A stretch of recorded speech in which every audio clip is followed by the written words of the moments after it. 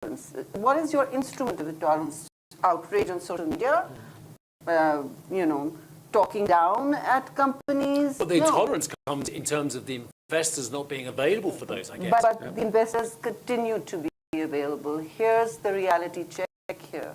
As long as investors continue to be available and our addiction to carbon is growing, it's not going down, it is just growing on a large scale, on a big trajectory. So while that continues, investors are not going to discourage en masse or large scale turn down. They're not going to bring Let me just ask that question then, which is startling and worrying and flies in the face slightly of what you said earlier, Lorenzo, because you said actually our energy mix is going to change. And I don't want you, excuse me, to address that first question. I'm going to get there in a second. You'll get first crack at that one. Yeah, I'm going to take a crack at that. It's glaring at us, isn't it? It's glaring at us and it's for you to answer. But look, are we going the wrong way on carbon? I mean, for all of the amazing conversation we've had so far about these amazing technologies, the carrot and stick, the affordability, are we actually increasing our addiction, as you put it, to energy? How does the panel feel about that? Look at the data. We have a challenge with population increasing. Well, not in China, according to the latest data. Globally. Also, if you look at from developing nations, there is a need for more energy. It's well known that energy demand is increasing. So you've got the challenge of an energy demand increase and having to also successfully complete the transition, which is why the fuel agnostic but emissions focus is so important, because we're going to need a full array of capability. Technology is starting to be developed. Do we have to go faster? Yes, but we need that ecosystem of stakeholders together to make it work. You've got some great examples from Heineken, what they've done as a company. Great examples Baker Hughes, Mitsubishi. But at the end, we're just one of examples. You need to scale those examples up, and that's where what the Minister says with regards to the discussion is about. If I get a brief answer from you, sir, and then we're going to go back to the question that's glaring at all of us on top of the slide there. I think I should say the other top management of the private company. I think as this climate change and net zero emission efforts is a worldwide and a huge problem and task for us, and we should not blame the someone, because who are seen a little delayed or what we should think about. We should think they are making their best efforts, and sometimes leaders or the innovators and others may not be rewarded financially very well, but I think it is the responsibility, and in return it is the honor and happiness to be a leader of the technology and to be the system developer and inventor, and that is the honor and of the company, and also the supporting government each other is the another respectable organization. I think that's a really good point, sir. It's something that's lost on a lot of business leaders sometimes. Actually, just doing the right thing brings its own rewards. Minister, you get the final point on should emerging economies use coal and gas until they are developed. No, I want to ask you. Me? Why do I get the final point? No, you gentlemen answer that question. Oh, okay. I thought you wanted to answer. Okay, no. I'm asking you, I'm putting you on the mat. Well, there we go then. Dolph. It's a devilish dilemma, right? Because on one side, every call we learn and we know it's incredibly bad, and at the same time, who are we to block developing countries from developing? So I find it very hard to answer that question. I would agree, it's very hard to answer that question. I think we've got to do a better job with the developing and emerging economies so that we can enable them to have cleaner energy. And that means also from an infrastructure, and it's not fair that countries that have had the opportunity opportunity to have energy and abundant energy, deny the same access to others. We've got to do it in a just way. And then this is the point of WEF, isn't it? For too long, WEF and international organisations have told the world what to do. Here's what can be done. Use every meeting as a call to action. If developing economies, and they do obviously need to use coal, they need to use dirty fuel for development, and the historical emitters, the other emitters, those that have made the 99%, we're still under the 1%. We're saying that 1%, not the 99, needs to move the resources to the under 1% to make those transitions. Right now, no one's doing that. So all this is pie in the sky until then. Quite extraordinary. Look, I know we've gone over already a little bit, but I'm going to just say to the panel, I'm just going to name them all for once because they've been brilliant. And then we're going to get closing remarks from Pedro Gomez from WEF as well. Many thanks, Shinichi at Miyanaga as well. Lovely to meet you, sir, as well.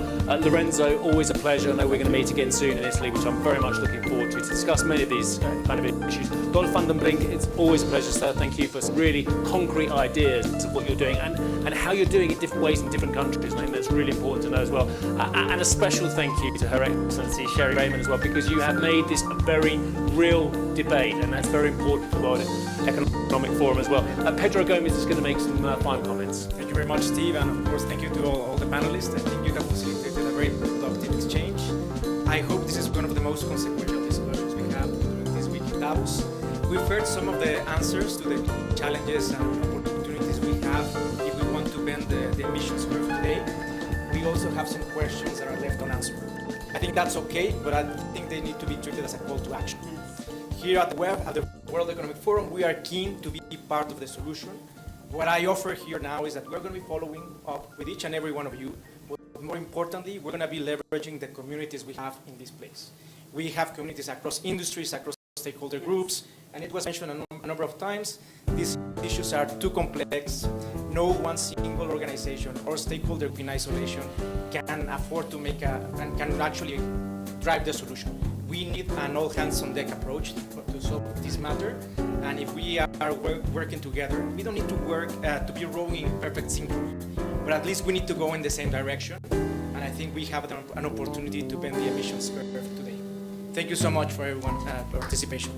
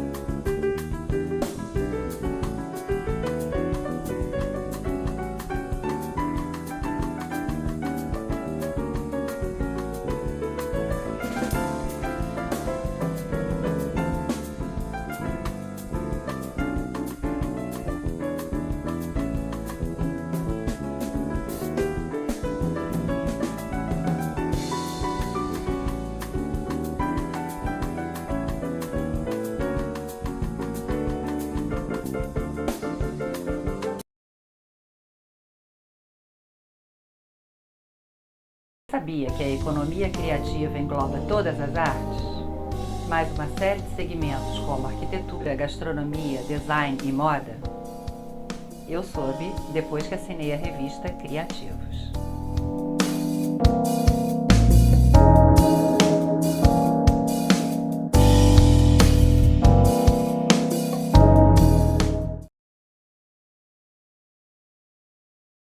Todos os dias você tem um encontro com a criatividade. www.criativos.blog.br. Saiba tudo de artes, comunicação, cultura. Assine agora mesmo a revista Criativos. www.criativos.blog.br.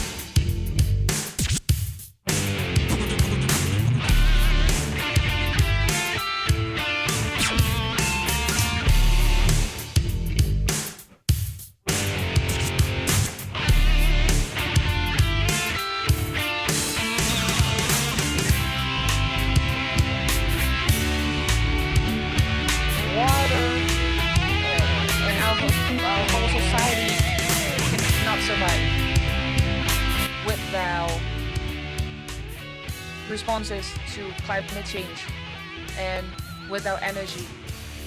So I believe these three issues and climate change are all global issues and urgent issues. So we need to find a world that we can cooperate, we can work with each other based on scientific foundations. This is where we need to work together. Thank you. All of our panelists for a tremendous discussion and an important topic. Thank you all. Appreciate it very much. Thank you all for being here.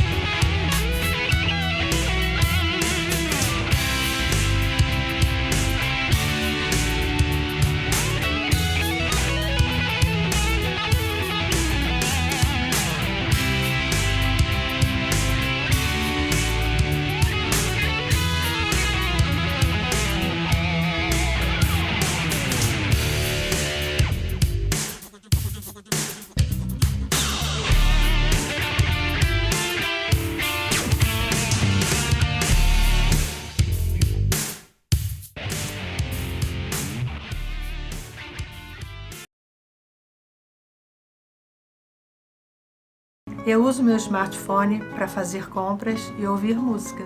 Adoro conhecer músicas novas. Eu pesquiso por ritmos, palavras, sentimentos. Eu uso a plataforma Cedro Rosa Digital.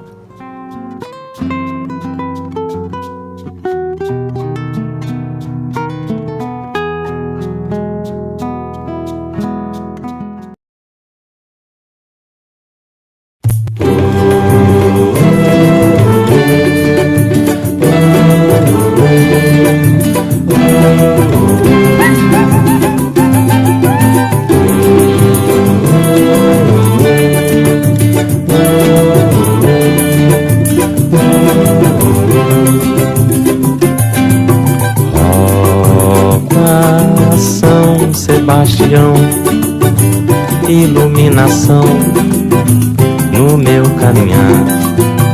O meu samba exaltação tem a pretensão de homenagear terra tão linda assim.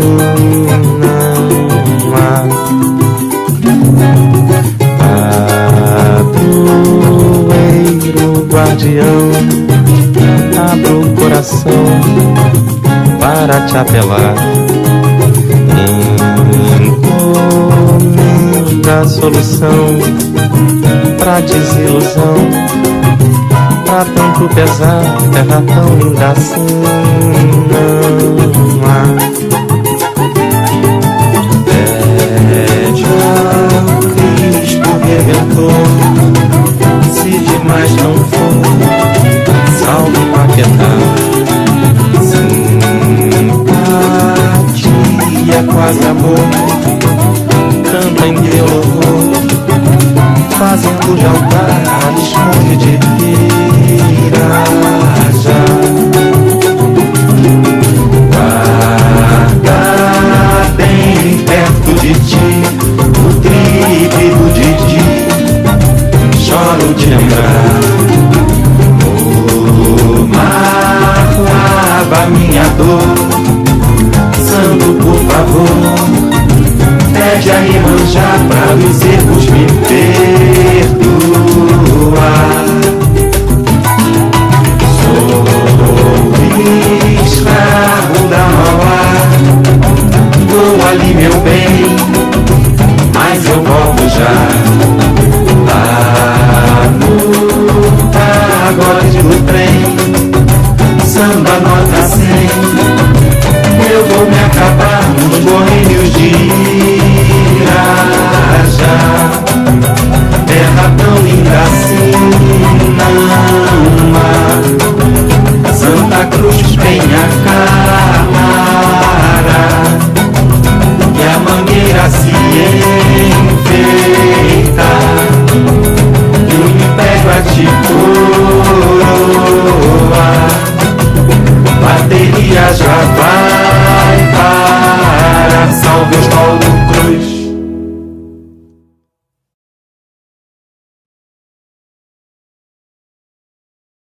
Olá, eu sou Marcel Vieira e sou parceiro de Toninho Galante no samba Eu Acho Que É Amor, que já está em todas as plataformas digitais. Ouve lá.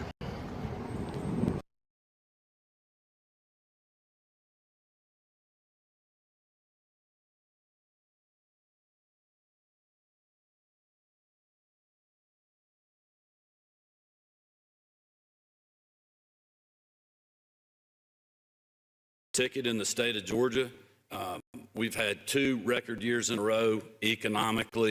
Our mid-year numbers will probably break last year's if you take out the 2 big mega projects we had. Talked about the things that we did on teacher pay raises, on school security, our 2 healthcare waivers, even though a lot of the bureaucracy in Washington, D.C. was trying to hold voters up.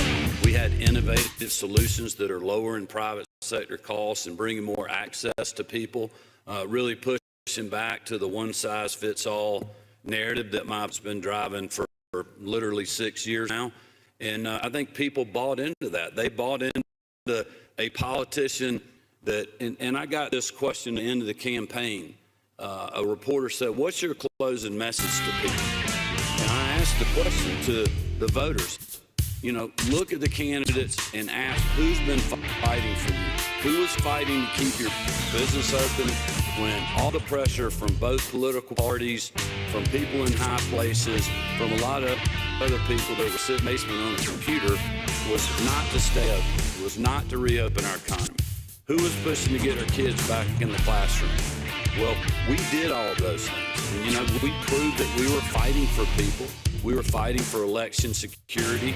We were fighting for people to have a good paying job and to have, you know, to survive, to live, to fight another day economically in our state.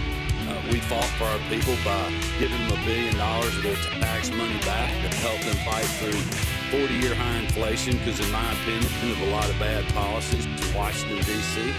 And the voters of my state, the great state of Georgia, certainly responded to that. Well, thank you, Governor. How does it look seeing it from the capital, your capital, and looking at DC? There's a lot of partisanship, and of course there will be disagreements in a democracy, but do you think it has gone so far that it can be a negative factor for America now moving forward? Listen, I think from my perspective, a lot of frustration with Washington, D.C. I understand Senator Coons' position on the IRA, but that hurt Georgia-based electric vehicle companies in our state. It would not treat them fairly. I believe the legislation picked winners and losers. Thankfully, I think the administration is working on fixing that. I don't think we were treated fairly in the state because we had been open. We had a low unemployment rate, so the level of funding coming out of Washington, D.C. in the current administration, we're treated differently from New York and California. Their citizens per capita were getting more money than ours, and so that's frustrating to someone like me as the governor that just wants to be have our citizens treated fairly. There's frustrations, quite honestly.